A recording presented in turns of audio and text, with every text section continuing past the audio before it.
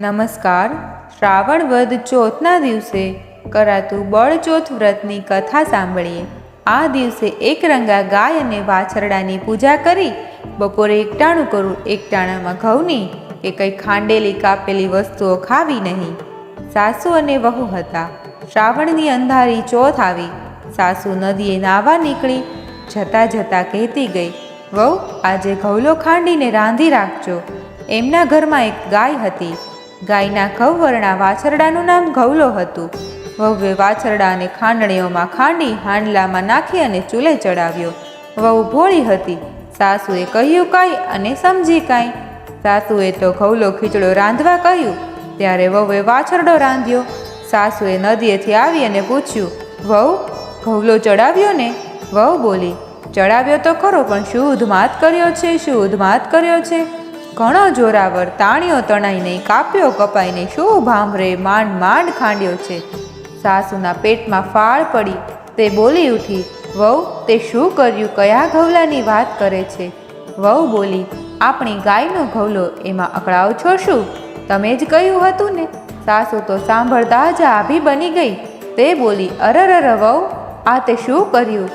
સાસુની આંખમાંથી દળ દળ આંસુ વહેવા લાગ્યા. આજે બળચોથ હતી. બધાએ વાછરડાની પૂજા કરવા આવવાના હતા. એમને મોઢું શી રીતે બતાવવું? સાસુએ ઘઉલાને હાંડલામાં નાખ્યો. હાંડલો ટોપલામાં મૂકી વહુને માથે ચડાવ્યું અને ચાલી નીકળ્યા. તેઓ છાનામાના ગામની બહાર ગયા અને હાંડલો ઉકરડામાં દાટી દીધો. ઘરે આવીને કમાડ વીસ્યું, આગળિયો વાસ્યો.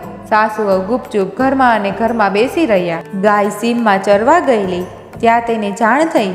ગાય તો ભાંભરતી ભાંભરતી એક ચોટે ગામ ભણી દોડી.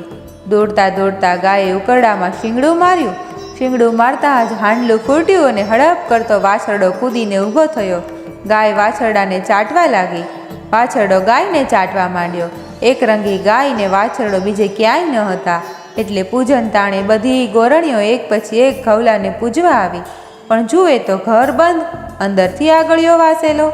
એક બૂમ પાડી, અલી ઘરમાં શું કરો છો? કમાડ ઉઘાડો ને, અમે પૂજન કરવા આવ્યા છીએ. ન તો કમાડ ઉઘાડ્યું કે ન તો ઉત્તર મળ્યો. એટલામાં ગાય વાછરડાને લઈને દોડતી દોડતી આવી અને આંગણામાં ઊભી રહી. ગળામાં હાંડલાનો કાટલો અને વાછરડો તો બચ બચ કરવા લાગ્યો. બીજી ગોરણીઓ બોલી, અલી વાછરડો ધાવી જાય છે, કમાડ ઉઘાડો ને. ત્રીજી ગોરણી બોલી, આજે પૂજનના દાડે વાછરડાના ગળામાં હાર હોય કે કાટલો?